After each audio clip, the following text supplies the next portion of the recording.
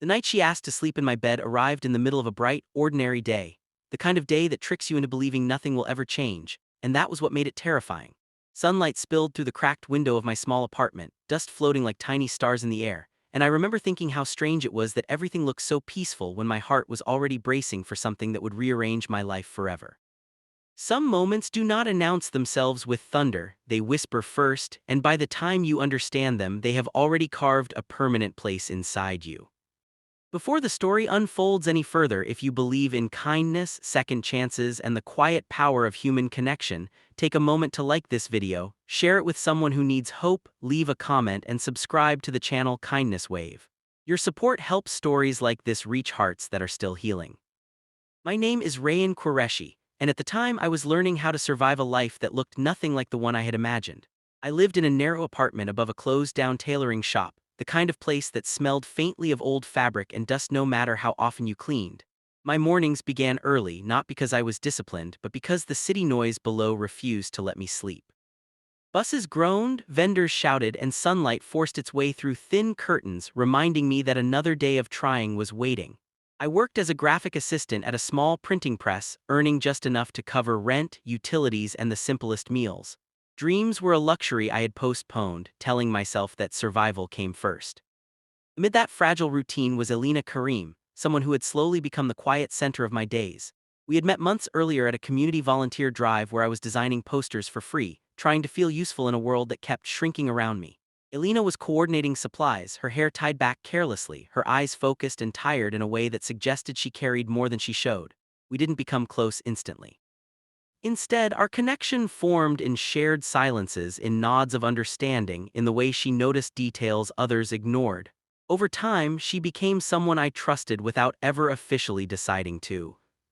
Elena's life was heavier than mine in ways I didn't fully understand at first. She was caring for her younger brother while navigating the aftermath of a home that no longer felt safe. She moved between relatives' places, temporary arrangements that came with invisible rules and unspoken judgments. During the day, she wore strength like armor, but there were moments when it slipped, when exhaustion softened her voice and sadness lingered in her eyes. I never asked too many questions because I sensed that some stories are not meant to be pulled out, they are meant to be offered. That particular day, everything unfolded under a sky so blue it felt almost cruel. We had spent the afternoon sorting donated books at the community center, sunlight pouring through open doors, laughter echoing from children playing outside. It felt good to be useful, to forget our personal storms for a while. When evening approached, Elena grew unusually quiet. She lingered after everyone else had left, pretending to rearrange shelves that were already neat. I sensed something was wrong but waited, knowing pressure often closes doors instead of opening them. Eventually, the truth surfaced, not dramatically but in fragments. The place she had been staying had reached its limit. There had been raised voices earlier that day, boundaries drawn without kindness, and the unspoken message that she was no longer welcome. She spoke calmly, but her hands trembled slightly, betraying the effort it took to remain composed. I offered what little I could: a place to sit, a cup of tea, reassurance that she wasn't alone. But the weight of the situation pressed heavily between us, filling the space with unanswered questions. When we reached my apartment, daylight was still clinging to the walls, turning everything a soft gold. The room was small, almost apologetically so. One bed pushed against the wall, a narrow table cluttered with sketchbooks, a single chair, and a fan that hummed like it was holding secrets. Elena stood near the door, absorbing the reality of the space, her expression unreadable. That was when she asked if she could sleep in my bed tonight, and I replied honestly that I only had one bed. There was no drama in the words, no implication beyond the obvious truth, yet the air shifted instantly, charged with vulnerability and trust. What followed was not a moment of romance, but of fear, respect, and humanity colliding. I struggled internally, not with temptation but with responsibility. Society teaches us to fear situations like this, to assume intentions, to question motives, but standing there, I felt something different. I felt the gravity of being someone's last safe option for the night. The challenge wasn't about space. It was about boundaries, dignity, and doing the right thing when there was no perfect solution. We decided without ceremony. I would take the floor with a thin mattress pad I used for guests I rarely had, and she would take the bed. It wasn't heroic, it was necessary. As night approached, the fan pushed warm air around the room, shadows stretching and shrinking with the fading light. Sleep did not come easily. Lying on the floor, I stared at the ceiling, listening to the city settle into a quieter rhythm, my mind replaying the events of the day. I worried about her safety, about what tomorrow would bring, about whether this small act of kindness would be enough. The next morning arrived early, painted in soft daylight that filtered through the curtains. Elena woke before me and quietly made tea using the single burner in the corner. There was a gentleness in her movements, a careful respect for the space and the moment. When we sat together, sipping tea in silence, something shifted. Gratitude filled the room, not spoken but deeply felt.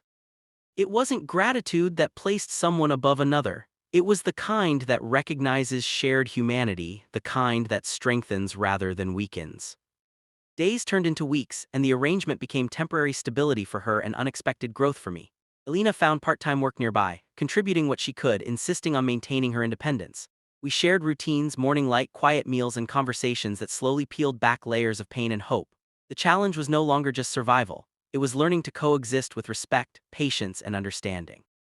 There were moments of tension, of course, moments when stress made us retreat into ourselves, but we learned to communicate without accusations, to listen without judgment.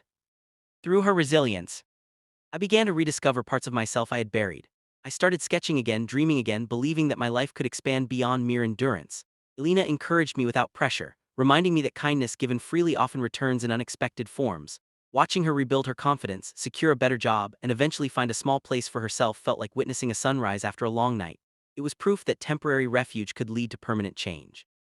The day she moved out was filled with mixed emotions. The apartment felt larger and emptier at the same time. We stood in the doorway, daylight flooding the space, both aware that something significant had passed between us, something that didn't need labels. She thanked me not just for the bed, but for the respect, for the safety, for seeing her as a person rather than a problem. I realized then that the true power of that night had nothing to do with sharing space, but with choosing compassion when it would have been easier to step away. Life continued as it always does, but it was no longer the same. We stayed in touch, our paths crossing often, each encounter a reminder of what simple kindness can accomplish. Whenever I hear the city wake up outside my window now, I think of that day, of the sunlight and the question that changed everything. I think of how one bed, one honest answer, and one respectful choice became a turning point not just for her, but for me as well. If this story has touched your heart, if it reminded you of the quiet moments where kindness can change lives, please take a moment to like, share, and engage with this video. Your interaction helps these stories travel further than we ever could alone. Before the ending, we have a special request for you. Please comment the word kindness if you believe that even the smallest act can create a wave of change. Because in the end, it wasn't about where she slept that night. It was about choosing humanity over fear, respect over assumption, and compassion over comfort. And sometimes, that choice is enough to turn an ordinary day into the beginning of a better life for everyone involved.